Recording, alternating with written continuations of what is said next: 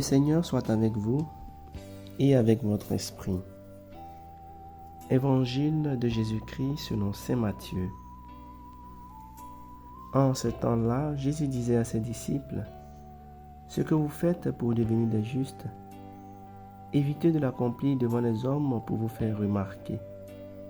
Sinon, il n'y a pas de récompense pour vous auprès de votre Père qui est aux cieux.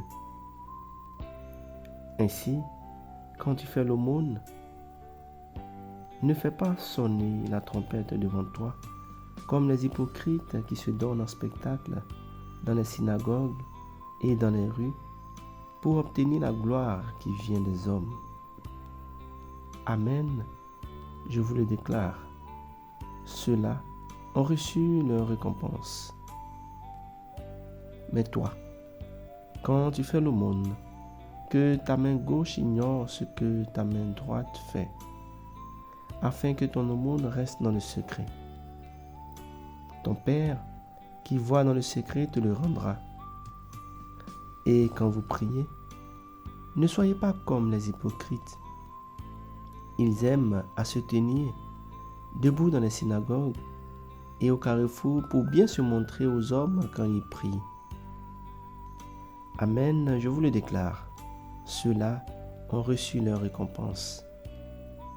Mais toi, quand tu pries, retire-toi dans ta pièce la plus retirée. Ferme la porte et prie ton Père qui est présent dans le secret. Ton Père qui voit dans le secret te le rendra. Et quand vous jeûnez, ne prenez pas un air abattu comme les hypocrites. Ils prennent une mine défaite pour bien montrer aux hommes qu'ils jeûnent. Amen, je vous le déclare, ceux-là ont reçu leur récompense. Mais toi, quand tu jeûnes, parfume-toi la tête et lave-toi le visage. Ainsi, ton jeûne ne sera pas connu des hommes, mais seulement de ton Père qui est présent au plus secret. Ton Père qui voit au plus secret te le rendra. Acclamons la parole de Dieu. Louange à toi, Seigneur Jésus.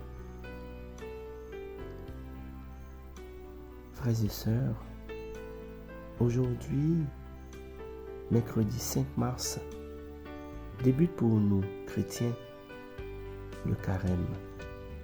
Ce temps qui dure 40 jours, pendant lesquels nous marchons avec le Christ. Oui, frères et sœurs, méditons sur le sens de ce temps et le sens du carême, en partant de cette phrase qui est tirée du missel romain.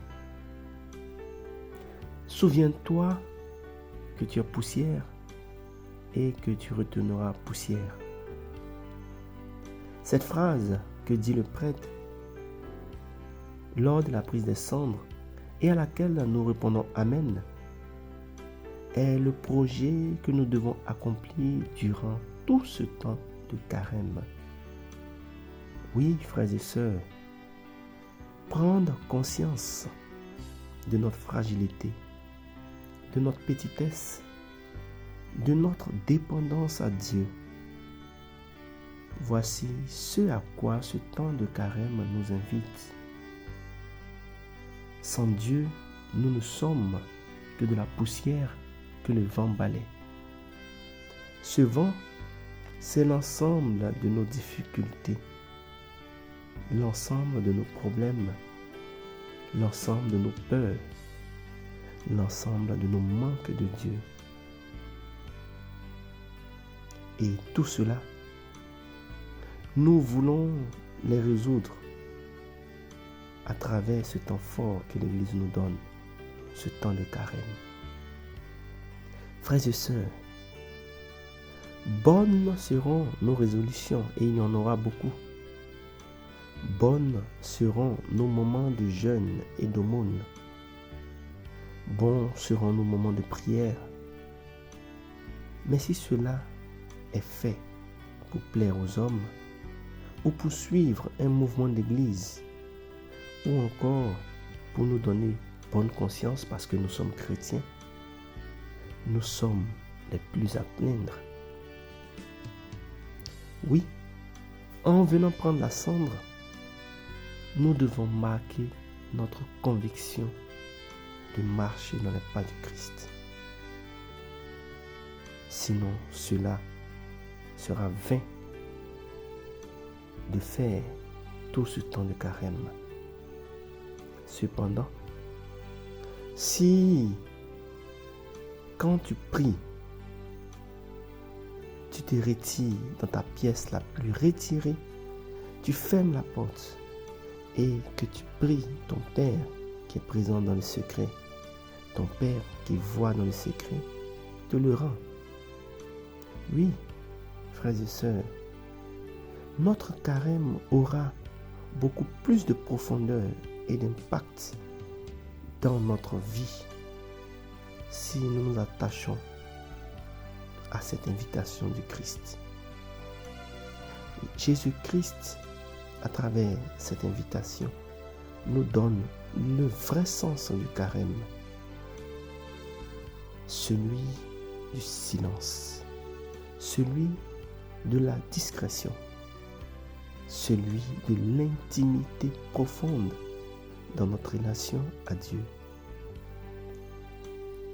Frères et sœurs, ce temps de carême de cette année 2025 doit être pour chacun de nous, non pas un temps d'ascèse temporaire, mais plutôt un temps de bilan personnel et de renouveau dans notre parcours avec Dieu. Allez partout, proclamez la bonne nouvelle. Soyez moines à la maison et apôtres dehors. De notre pièce, qui est la pièce de notre cœur, ouvrons ce temps de carême avec beaucoup de volonté de nous convertir et aussi avec celle de continuer nos efforts même après que ce temps de carême soit passé. Marie, notre mère, connaît bien son Fils. Demandons-lui son intercession. Demandons-lui de nous soutenir dans nos efforts journaliers à la suite du Christ. Demandons-lui d'intercéder pour nous, car le chemin dans la Sequela Christi n'est pas un chemin facile. Que le Seigneur, en ce temps de carême, nous donne la force et la grâce de tenir. Bon temps de carême à tous et à toutes.